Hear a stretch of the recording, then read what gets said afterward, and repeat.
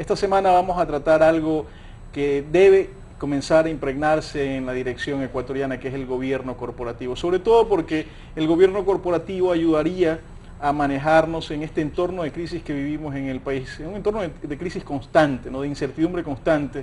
Y para esto contamos con el ingeniero Guillermo Guerrero, profesor del IDE, Business School. Guillermo, bienvenido a Tribuna Liberal. Guillermo, actualmente hay todo un proceso que han iniciado también en el IDE en el tema de tratar de educar a la gerencia ecuatoriana, de ir un paso más allá, ¿no?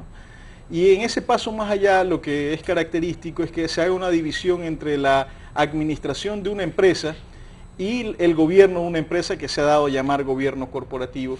En términos generales, ¿cómo evalúas el entorno ecuatoriano sobre este tema, ¿no? ¿Realmente ha logrado avanzar en la división entre administración y gobierno corporativo? Gracias, Carlos. Buenas tardes. En realidad este es un proceso que se inició hace ya algunos años.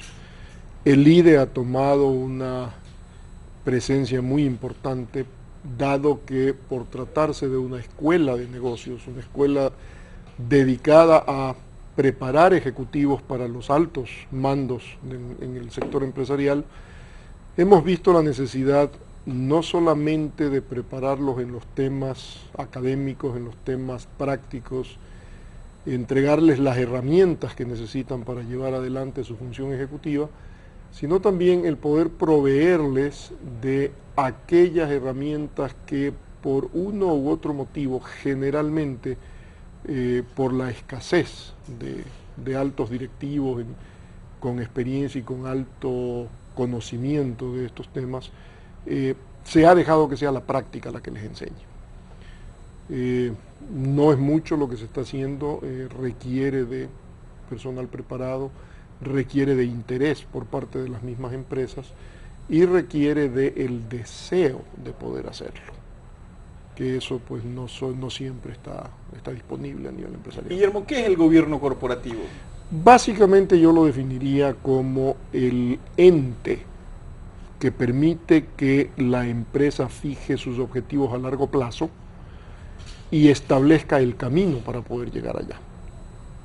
Así en palabras muy sencillas. En la literatura técnica se van a encontrar libros y libros con una gran cantidad de definiciones. ¿Cómo se lo debe estructurar tomando en cuenta la pequeña y mediana empresa que vivimos en el país, ¿no? Digamos, ¿cómo haría un empresario que dice, bueno, ¿sabes qué? Me están recomendando tener un gobierno corporativo y que lo has bien definido como un ente que determina la visión de largo plazo de la empresa? Bueno, ¿cómo en esta pequeña y mediana empresa podemos hacerlo?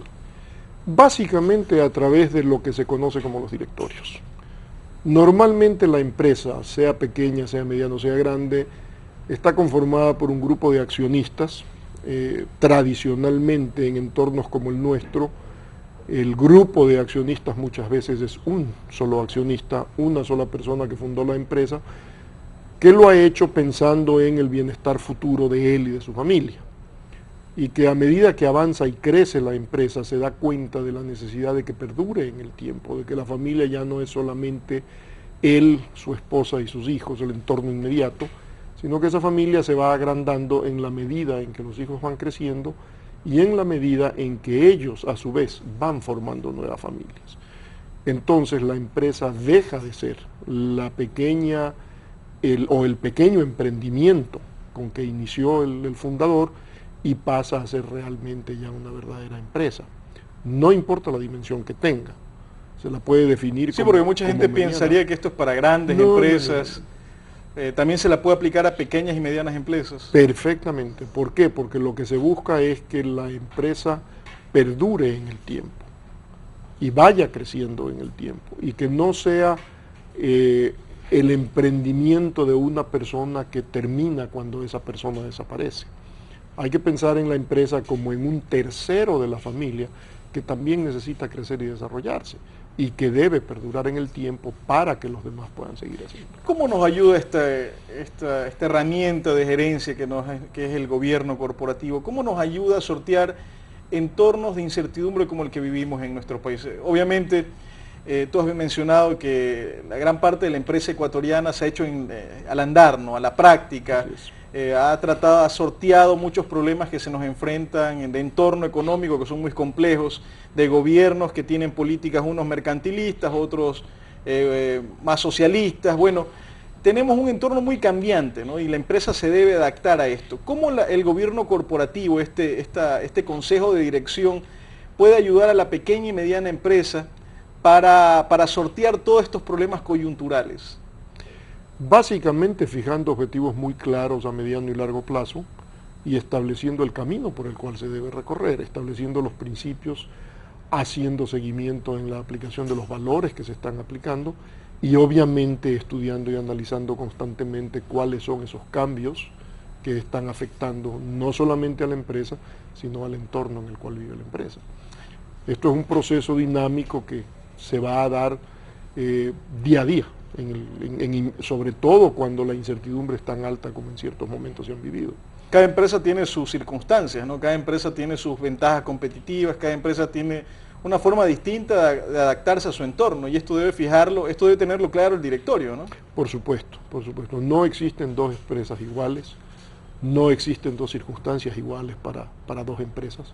Cada una tiene que establecer su propio camino y en la medida en que va transitándolo, ir estableciendo cómo su estrategia, de una estrategia intencionada o intencional que es la que quiere realizar, cómo tiene que ir adaptándola en el medio, cómo tiene que ir estableciendo estrategias emergentes en la medida en que busca llegar al objetivo que se ha trazado. ¿Quiénes deberían integrar este consejo de dirección en estas empresas? Bueno, no hay una receta médica, por así decirlo, para poder establecer esto. Normalmente lo que se busca al establecer un directorio, porque es de lo que estamos hablando, es personas proactivas que ayuden a desarrollar a la empresa, que traigan conocimiento nuevo, que aporten al crecimiento de la empresa. Y pueden ser miembros de la familia del fundador, pueden ser accionistas minoritarios, pueden ser miembros de la administración de la misma empresa en ciertos aspectos, o pueden ser personas ajenas a la propiedad y a la administración de la empresa que puedan aportar para que la empresa salga adelante. Abierto totalmente. Hace poco nos mostraban en el mismo IDE a un prestigioso presidente de un consejo de dirección y decía claramente lo que tú nos has enunciado, el tema de que el consejo de dirección tiene que tener una visión de largo plazo de la empresa y de la subsistencia en el largo plazo de la empresa, no solamente la rentabilidad de corto plazo, ¿no?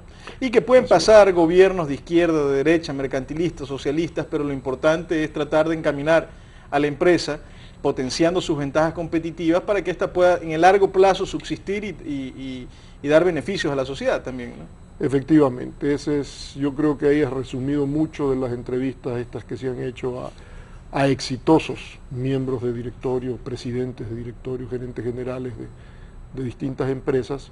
La idea es esa, básicamente en el fondo de eso. Muchos empresarios preocupémonos también, ¿no?, del largo plazo, preocupémonos de a dónde queremos llegar y qué es lo que podemos hacer para que el impacto de los cambios que existen en el entorno, con cualquier tipo de gobierno que tengamos, nos permitan transitar esa senda. Guillermo, mucha gente confunde el tema de la administración con el gobierno de una empresa. ¿Puedes hacernos la diferenciación? Básicamente hay que pensar, para tenerlo más claro, básicamente hay que pensar en que administrar es hacer las cosas bien, hacer las cosas que se nos han ordenado de manera correcta. Y el dirigir a la empresa, el poder establecer ese camino, el poder llegar a esos objetivos, es hacer que las personas hagan bien las cosas. No sé si me captas un poquito la diferencia. El administrador se asegura de que se utilicen correctamente los recursos. El directivo debe asegurarse de que esa administración tenga las reglas del juego claras de cómo se quiere llegar a los objetivos, para que vaya implementando en el camino y pueda hacer las cosas. En cierta forma sí, porque es quien establecería las políticas a mediano y largo plazo. No va a establecer los parámetros directamente, decir, qué sé yo, los sueldos para el personal operativo, los sueldos para los vendedores, la conformación de la remuneración de la remuneración fija o de la remuneración variable del personal, pero sí va a establecer las políticas. Es decir, vamos a tener una fuerza de vendedores, la cual va a ser remunerada con un componente fijo y un componente variable. Ya la implementación de cuánto puede ser ese componente fijo, cuáles son los límites de ese componente, ya los establece la administración en base a lo que está sucediendo en el mercado, ¿no? Guillermo, el grueso de las empresas ecuatorianas son empresas familiares. Así es. Donde sucede algo muy, creo que característico de las empresas familiares, que es que el accionista que está por encima del consejo de dirección, sea a su vez presidente del consejo de dirección y a su vez gerente general, o sea, que está inmiscuido en las tres fases, ¿no? En las tres etapas. Está de dueño de la empresa, de accionista, está de presidente en el consejo de dirección y está como administrador. ¿Cuán sano es eso? ¿Realmente se puede compaginar algo eficiente, una administración eficiente de una empresa con estos tres roles? Mira, la respuesta, como en todas estas cuestiones, como en todos estos problemas no operativos, estos problemas en que interviene el ser humano, es que depende. Depende de qué tipo de empresa, depende en qué entorno se está moviendo, depende cuáles son los objetivos que se han trazado, depende qué es lo que se quiere obtener. Una empresa pequeña, familiar, que recién empieza, probablemente no solamente esos tres roles los tenga el fundador, probablemente tenga 4 o 5 roles más. Probablemente él sea el vendedor, probablemente él sea el operador de la máquina, probablemente él sea el distribuidor del producto. Porque está empezando, no hay la capacidad para crecer con una estructura o una organización demasiado pesada. Si está ya establecida, tiene un recorrido, llamémoslo así, bastante bueno, ya él cuenta con el apoyo de, no sé si familiares o socios minoritarios o gente con la que empieza a trabajar, tal vez empiece a verse la necesidad de separar los roles. Pero ¿cómo los va a separar? ¿En base a qué? ¿A dónde quiere ir? ¿A dónde quiere llegar? ¿Cuál es el camino que está recorriendo? ¿Cuál es la estrategia mediante la cual quiere llegar a donde quiere llegar? Entonces ahí se definirán cómo pueden ser estos roles. Tú dijiste empresa ecuatoriana, yo diría a nivel mundial el asunto. Hemos visto una gran tendencia, por ejemplo, en Estados Unidos a raíz de todas estas burbujas que han reventado, de toda esta creatividad financiera de muchas empresas, no solamente que se cotizan en bolsa, sobre todo, sino a todo nivel, en que el presidente ejecutivo es al mismo tiempo presidente del consejo directivo, y se ha criticado mucho el que tenga los dos sombreros, porque hay una serie de incentivos que no se están dando a otros, o hay una serie de incentivos para que no funcione bien. Pero en otras empresas esto ha funcionado tremendamente bien, porque han sabido mantener el sombrero puesto en el momento en que debe ponérselo. Entonces, depende nuevamente la empresa, la persona, los objetivos, los tiempos en que se viven. Guillermo, terminamos el bloque anterior donde mencionabas acerca de que en esto de los negocios todo depende, porque está inmiscuido el ser humano, ¿no? Todo depende cómo se adapte, cómo funcionen las cosas dentro de una empresa y cómo se relacione con su entorno. Aquí la pregunta quisiera ir un poco a la estrategia, ¿no? ¿Qué estrategia tú crees que deberíamos tener la empresa ecuatoriana, pequeña, mediana y grande, para encarar este entorno cambiante, ¿no? ¿Cuál tú crees hacia dónde deberíamos ir? ¿Cuál es el norte que debería tener una empresa ecuatoriana para poder sortear todos estos problemas de incertidumbre? Mira, cualquier empresa en cualquier entorno debe tener muy claro dos cosas. La una, lo único permanente en el mundo de los negocios es el cambio. Y la otra, las reglas del juego generalmente vienen dadas con anterioridad. El problema es poder entender esas reglas del juego. Yo creo que la empresa, no solamente ecuatoriana, sino en general, cualquier empresa, ¿está para qué? Para crecer rentablemente y permitir que todo lo que hoy en día se denominan sus stakeholders, accionistas, empleados, proveedores, clientes, todos los que de una u otra manera, todos los grupos interesados dependen en la empresa, ¿no?, de algo con la empresa, puedan vivir satisfechos de la relación que existe con la empresa. siempre van a haber las minorías que no van a estar satisfechas nunca, siempre. Pero esas son, repito, minorías, que no te van a afectar el trazo de la senda hacia la cual quieres llevar la empresa. Tenemos que visualizar a la empresa no como un ente que nos va a durar lo que nuestras vidas o lo que nuestra permanencia en la empresa. Por decir algo, un gerente general que asume el cargo y que sabe que su nombramiento es por, qué sé yo, 5 años, no puede darse el lujo de pensar que va a trabajar solamente esos 5 años. Él tiene que trabajar esos 5 años pensando en que los siguientes 10, 15 o 20 años la empresa va a seguir funcionando, esté o no esté él. Guillermo, según tu experiencia, ¿eso se está dando en la gerencia ecuatoriana o falta mucho por hacer?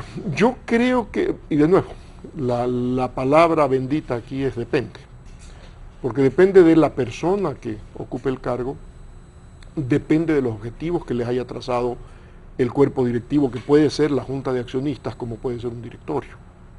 ¿No? Todavía aquí en el Ecuador se trabaja mucho en que la gerencia general o la presidencia ejecutiva de una empresa dependa directamente de la junta de accionistas, no hay el eslabón intermedio del directorio. Cuando lo hay, es entonces este directorio el que marca las pautas. Si la junta de accionistas o el directorio le ha establecido una senda, una estrategia a implementar, una intención de objetivos hacia 15 o 20 años adelante, probablemente sí se esté dando. Probablemente ese ejecutivo esté pensando en cómo llegar a ese largo plazo, obviamente estableciendo los cambios necesarios a medida en que el entorno va cambiando y lo va afectando, pero va a tener un norte, va a tener un objetivo claro. Si esa junta de accionistas o ese directorio no le ha dado al principal ejecutivo ese objetivo a largo plazo, sino que lo único que le ha dicho es rentabilidad inmediata, obviamente él va a trabajar con esa base y vamos a ver una mentalidad y vamos a ver acciones muy cortoplacistas en esa empresa. Lamentablemente el corto plazo lo único que nos hará ver será muy buenos resultados inmediatos y probablemente grandes fiascos en el mismo tiempo, porque no hay ese sentido de supervivencia hacia el largo plazo, que es lo que se necesita. Guillermo, poniéndome mi saco de economista, qué difícil que es ver en Ecuador el largo plazo. ¿Cómo podría un directorio decir, bueno, veamos en el largo plazo si muy probablemente el próximo año ya no tengamos dolarización, si muy probablemente el próximo año, dependiendo de las relaciones con el nuevo presidente de Estados Unidos, no nos renueven el ATPDA, las preferencias comerciales con Estados Unidos, nuestro principal socio comercial? ¿Cómo encarar todo este tipo de desafíos que son enormes, ¿no? para la subsistencia de una empresa? Tú lo has dicho, la palabra es clara, desafíos, retos. El cuerpo colegiado, llámese directorio, llámese junta de accionistas, llámese consejo de administración o el mismo equipo gerencial de la empresa, es quien debe ver esos retos y esos desafíos. ¿Qué pasa si el próximo año no hay dolarización? De ahí su importancia, ¿no? Por supuesto. O sea, la importancia es poder ver estas cosas antes de que ocurran y tener esos escenarios relativamente estudiados para poder tomar las medidas del caso cuando se den. Si no se llegan a dar, sobre todo los que traen consecuencias graves y negativas, en buena hora. Pero si se llegan a dar, estar preparados para hacerlo. Tomemos como ejemplo, no pensemos mucho al futuro, porque sabemos que hay un nuevo presidente en Estados Unidos, entrará en enero ya dejará de ser presidente electo para ser presidente en ejercicio de sus funciones, armará su equipo de trabajo. Pero si vemos la historia de Estados Unidos hacia Latinoamérica, los cambios son en realidad muy pocos los que han habido. Se dará énfasis a 2 o 3 temas de relativa importancia, pero en la generalidad de los casos no han habido mayores cambios. ¿Qué pasó cuando subió Bush? ¿Qué pasó cuando estuvo Clinton en la presidencia? ¿Cuáles fueron los efectos de esos cambios? Un demócrata, un republicano. La política de Estados Unidos está más o menos establecida. Ahora, no sé, el tema de Irak-Irán es lo que más problemas causa, la burbuja inmobiliaria que está causando muchísimos problemas a corto plazo. Pero ya los 2 candidatos, y con mayor razón el señor Obama que es el resultado electo, ya ellos mencionaron que tenían en su agenda temas que tratar que iban dirigidos hacia esos temas. Muy poco hablaron de Latinoamérica. Entonces, yo no creo que haya muchos cambios así muy significativos para con nosotros. Sí me preocuparía el tema de la dolarización, porque mal que bien, les guste o no les guste a mucha gente, en el año 2000, el habernos lanzado sin paracaídas a ese gran vacío que se llamó dolarización, nos obligó a todos a empezar a pensar en términos de mayor plazo que la simple tasa de interés alta que estábamos percibiendo y el juego financiero que estábamos haciendo con los sucres, ¿no? Nos puso a pensar en que ya esa no era el camino a seguir, sino que teníamos que empezar a ser productivos y empezar a pensar un poquito en mediano plazo. Guillermo, tú viviste toda esa etapa de evaluaciones, ¿no? Tú yo la viví toda esa etapa, tuve experiencia en eso, estaba en el sector privado en esa época. ¿Era difícil hacer empresa en aquel momento? Muy difícil hacer empresa, había muchos cambios.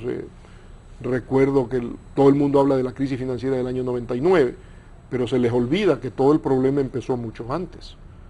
Tuvimos un problema bélico en el año 95 que drenó reservas del Ecuador en alta medida, el problema de la guerra no declarada en el CENEPA, seguida de una crisis eléctrica que nos duró. Guayaquil y Quito tenían en esa época apagones que nos duraban 2 horas y media, pero las poblaciones menores, capitales de provincia como Azogues, como Riobamba, ciudades importantes como Quevedo, como Milagro, como Santo Domingo de los Colorados, los apagones eran de 10 y 12 horas. Guillermo, ¿no tener dolarización tú crees que afectaría el emprendimiento privado, que es en última instancia el generador de fuente de riqueza? No creo que los afecte, pero sí que los obliga a tomar otro tipo de medidas. Cuando no había dolarización, cuando estábamos en securitización, todos hacíamos algo para ver cómo nos defendíamos. Y había una dolarización socavada, con reservas, que se vivía a todo nivel. Insumos agrícolas se vendían con dólares al tipo de cambio del día. Pagabas en sucres, pero era el tipo de cambio del día, era una dolarización disimulada. Por eso es que cuando vino la dolarización, entró inmediatamente en la práctica, no hubo muchos problemas. ¿Qué va a pasar ahora si se quita la dolarización? Probablemente sigamos revertiéndonos hacia allá, llamémosle nuevo sucre por no ponerle un nombre a esa quizá nueva moneda, pero ¿cuál va a ser el referente? ¿Cuál va a ser el referente que van a utilizar los empresarios? ¿Con qué moneda se va a exportar? ¿Con qué moneda se va a importar? ¿Cómo va a funcionar el tipo de cambio? Son escenarios que el empresario tiene que empezar a pensar. Y el Consejo de Dirección debe evaluarlo. Y el Consejo de Dirección debe evaluarlo y estar atento a los cambios y estar atento a lo que pueda venir y ver escenarios posibles de esto. La Constitución prohíbe el congelamiento de depósitos, pero la Constitución tiene ni un mes en vigencia y ya ha sido violada cuántas veces. Entonces, una más, no sabemos. Lastimosamente el tiempo en televisión es corto, Guillermo. ¿Qué mensaje le quisieras dejar a los empresarios ecuatorianos que están en constante lucha con su entorno, por decirlo de alguna manera? ¿Qué mensaje? ¿Prepararse más? ¿Tomar en cuenta las herramientas de gerencia que han sido desarrolladas ya en el mundo para sortear todos estos problemas? ¿Qué les podrías decir? Definitivamente el empresario es un ser dedicado a la lucha. Está siempre pensando en el futuro, pensando en cómo hacer crecer su empresa, cómo mantener la rentabilidad, cómo aportar a la sociedad. Quizá uno de los principales aportes que hace el empresario es la creación de empleos. Pese a todo lo que se dice de nuestra legislación laboral, el empresario está siempre creando empleo, está buscando la manera de que esto sea favorable no solamente para él como empresario, para su empresa como ente en crecimiento a largo plazo, para la gente que trabaja con él, para la comunidad donde vive. Entonces, la lucha es diaria. Lo que va a tocar ahora es, yo diría, amarrarse un poco más los pantalones, más de los que ya los tenemos amarrados, pensar un poco más a largo plazo, como siempre, en tratar de ver cómo estos constantes cambios y este constante debate que se ha presentado podría afectarnos en los dos lados de la moneda. Por un lado, el impacto cortoplacista inmediato que podría ser negativo, y por otro lado, la oportunidad que te da la otra cara, que es, bueno, ¿cómo puedo yo aprovechar estos cambios para poder hacer que mi empresa siga creciendo, siga por la senda que me he tratado y con el objetivo a largo plazo bien establecido. Amigos televidentes, el emprendedor es el motor de las sociedades, es el que crea empleo, y realmente cuando vivimos entornos tan complicados, de tanta incertidumbre como el actual, siempre es bueno tener las herramientas de gerencia que nos provee profesores como el ingeniero Guillermo Guerrero en el IDE Business School, para ayudarnos a sortear todos estos problemas, ¿no? Tener un consejo de dirección es una herramienta muy útil para analizar los diversos escenarios y saber reaccionar ante posibles problemas que afecten la rentabilidad de largo plazo de la empresa.